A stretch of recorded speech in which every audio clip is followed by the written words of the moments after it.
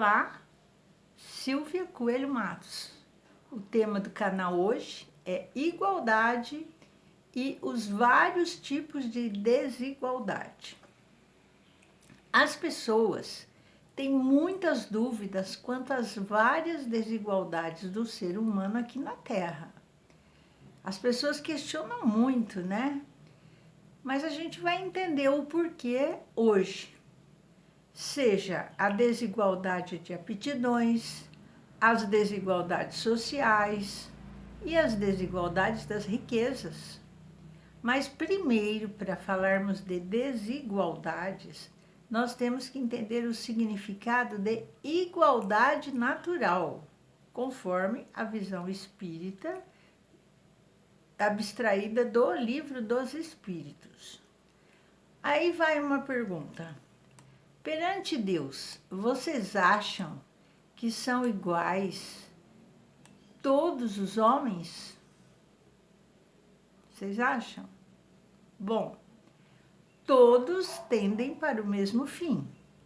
Deus fez a lei igualzinha para todos. Assim é que existe aquela frase: o sol manda luz igual para todos.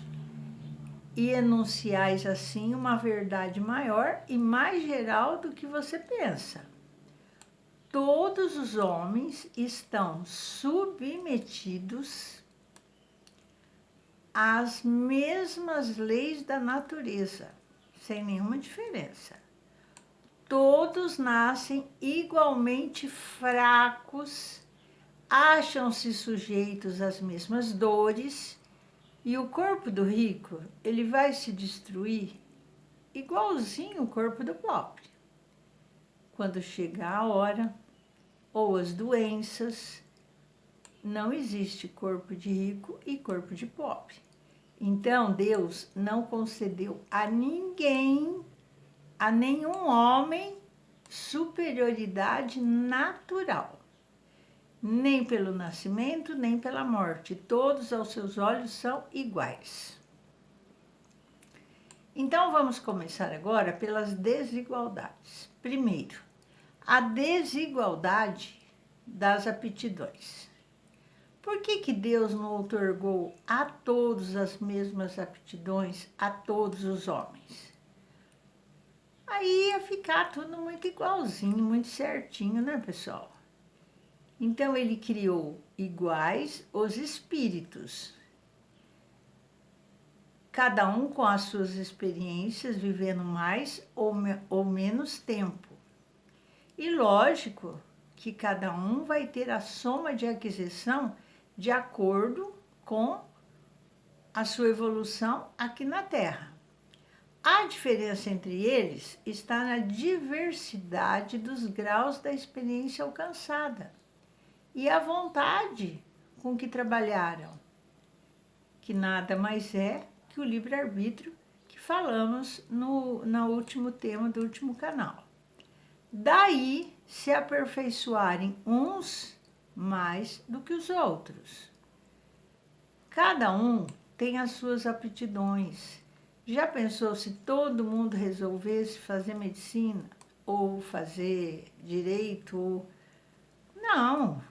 Cada um pelos seus dons e as suas aptidões, e tem aquele que não quer fazer nada, certo? Então, a variedade de aptidões é aí que se concorre para a execução dos desígnios da providência, no limite do desenvolvimento de suas forças físicas e intelectuais.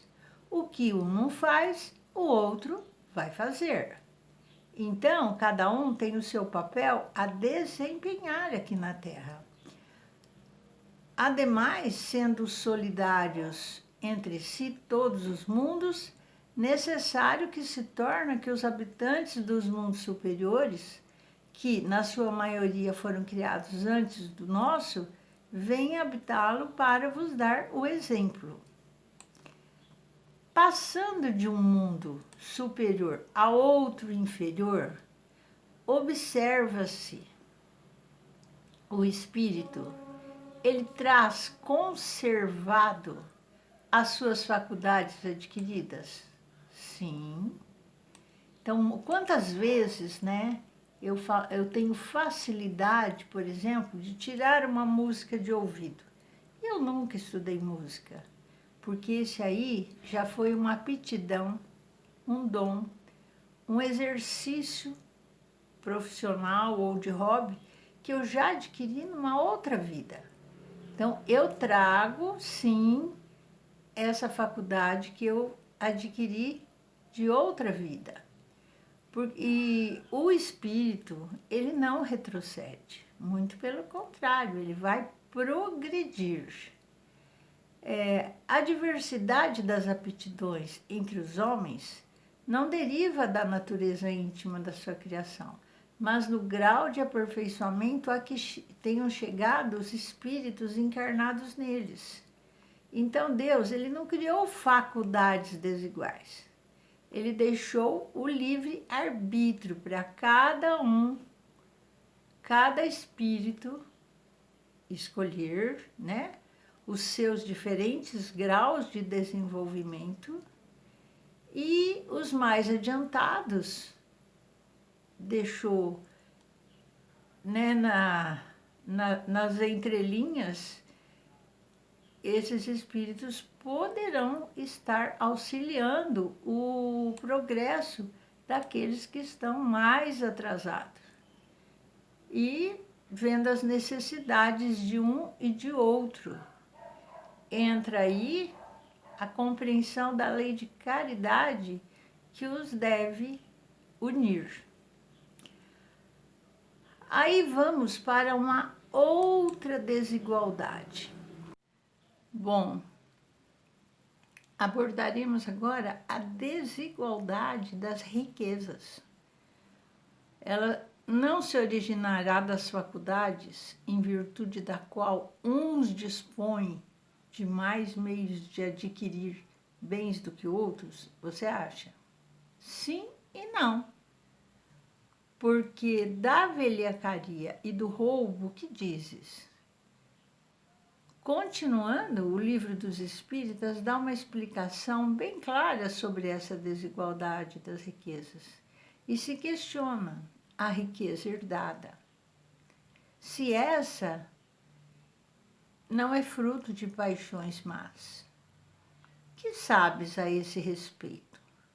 Busca a fonte de tal riqueza e verás que nem todas são, infelizmente, nem todas são puras. Se não se originou de uma espoliação ou de uma injustiça. Porém, sem falar da origem, que pode ser má, acreditas que a cobiça da riqueza, ainda quando bem adquirida, os desejos secretos de possuí-la o mais depressa possível, sejam sentimentos louváveis? Você acha? Isso que Deus julga, e eu te asseguro que o seu juízo é mais severo que o dos homens. Referência do Livro dos Espíritos. Aos que mais tarde herdam uma riqueza inicialmente mal adquirida, você acha que cabe alguma responsabilidade se você herdou essa riqueza? Fora de dúvida que se eu adquirir, né, uma herança dessa, eu não sou responsável pelo mal que os outros lá atrás tenham feito para que as tenham.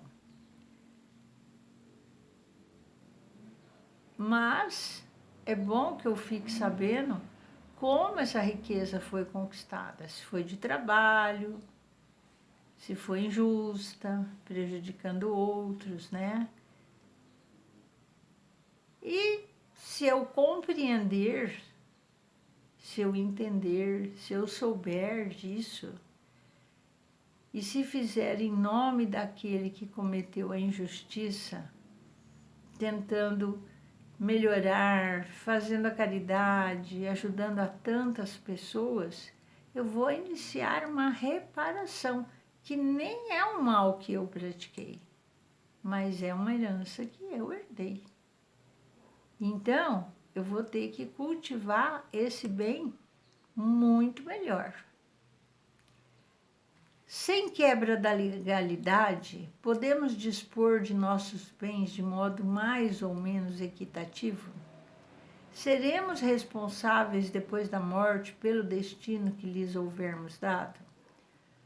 Bom, aí entra a responsabilidade.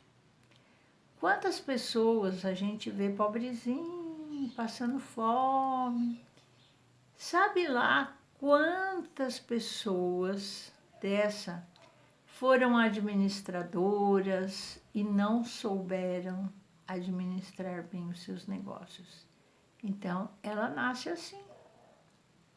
Ela teve, ela não deu, ela não ajudou, né? Então, ela volta. Então, muitas estão aí pedindo esmola, pedindo ajuda, sofrendo. Então, toda ação produz os seus frutos. Doces são os das boas ações, amargos sempre das outras. Sempre entendei o bem. Será possível e já teria existido a igualdade absoluta das riquezas? Não, isso nem é possível, porque a isso se opõe a diversidade das faculdades e dos caracteres. Reflitam. Há, no entanto, homens que julgam ser esse o remédio aos males da sociedade. O que você pensa a respeito? São cultores de sistema, são ambiciosos e cheios de inveja. Não compreendem que a igualdade com que sonham seria a curto prazo, desfeita pela força das coisas. Combatei o egoísmo, que é a vossa chaga social, e não corra atrás de quimeras. Por não ser possível a igualdade das riquezas, o mesmo, pessoal, vai se dar com o bem-estar. O bem-estar é relativo. Todos poderiam gozar dele, se entendessem certinho o que consiste em cada um empregar o seu tempo como lhe apraz melhor e não na execução de trabalhos pelos quais nenhum gosto sinta. Cada um tem aptidões diferentes. Nenhum trabalho útil ficaria por fazer. Em tudo existe o equilíbrio. O homem é quem o bagunça e o perturba tudo. Concordam? Será possível que todos se entendam? Os homens se entenderão quando praticarem a lei de justiça. Há pessoas que, por culpa sua, caem na privação e na miséria. A responsabilidade caberá à sociedade certamente, e muitas vezes é a principal culpada de coisas assim. Não tem ela que velar pela educação moral dos seus membros. É a má educação que lhes falseia o critério, ao invés de sufocar-lhes as tendências perniciosas. Temos finalmente as desigualdades sociais. Você acha que essa natureza dessas desigualdades sociais é obra do homem ou de Deus? Não, é obra do homem, não é de Deus. Se você acha que essa desigualdade vai desaparecer,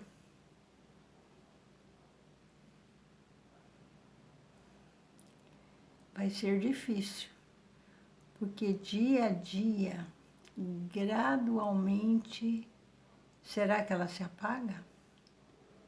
Vai desaparecer sim, pessoal, quando o egoísmo e o orgulho deixarem de predominar. Aí vai restar apenas a desigualdade do merecimento.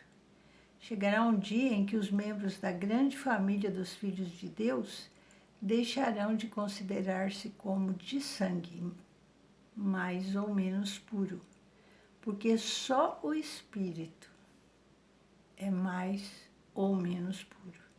E isso não depende da posição social. Bom, vocês já tiveram uma noção da definição da igualdade, dos tipos de desigualdade. E para fecharmos o tema de hoje, as provas da riqueza e da miséria. Porque Deus as concedeu a uns a riqueza e o poder e a outros a miséria. A gente já comentou sobre isso. Para experimentá-los de modo diferente, essas provas não é Deus que mandou vir aqui ser rico ou pobre. Foram os próprios espíritos que escolheram, para que evitem sucumbir como das outras encarnações que estiveram aqui.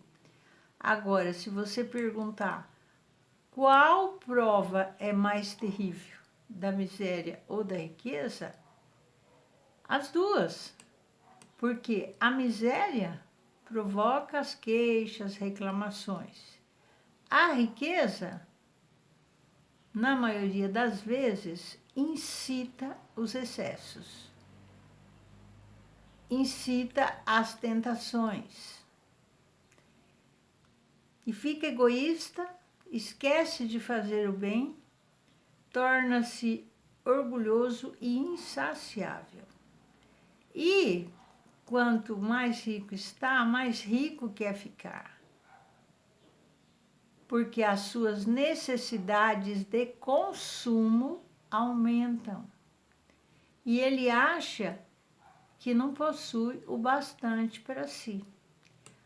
A alta posição do homem neste mundo e a autoridade sobre os seus semelhantes são provas tão grandes e tão escorregadias como a miséria. Porque quanto mais rico e poderoso é, ele vai ter muito mais obrigações que cumprir, né? E vai ter disponibilidade para fazer muito mais o bem do que o mal. Então, nessas alturas, Deus, ele experimenta o pobre pela resignação e o rico pelo emprego que dá aos seus bens e ao seu poder. Portanto, a riqueza e o poder fazem nascer todas as paixões que nos prendem à matéria e acabam nos afastando da perfeição espiritual. Aí você fala assim, nossa, mas isso é difícil. As pessoas às vezes nem percebem, né, que estão descambando para um lado ou para o outro. Mas é por isso que a gente fala tanto para fazer as introspecções. Converse com você mesmo, no silêncio do seu quarto. O que eu posso fazer melhor? Para que eu quero mais? O quanto que eu estou ajudando as pessoas? Pouco, muito, nada. E, conforme Jesus disse, em verdade vos digo que mais fácil é passar um camelo por um fundo de agulha do que entrar um rico no reino dos céus. Espero que tenham gostado do nosso tema de hoje. Quero que curta, faça a sua inscrição.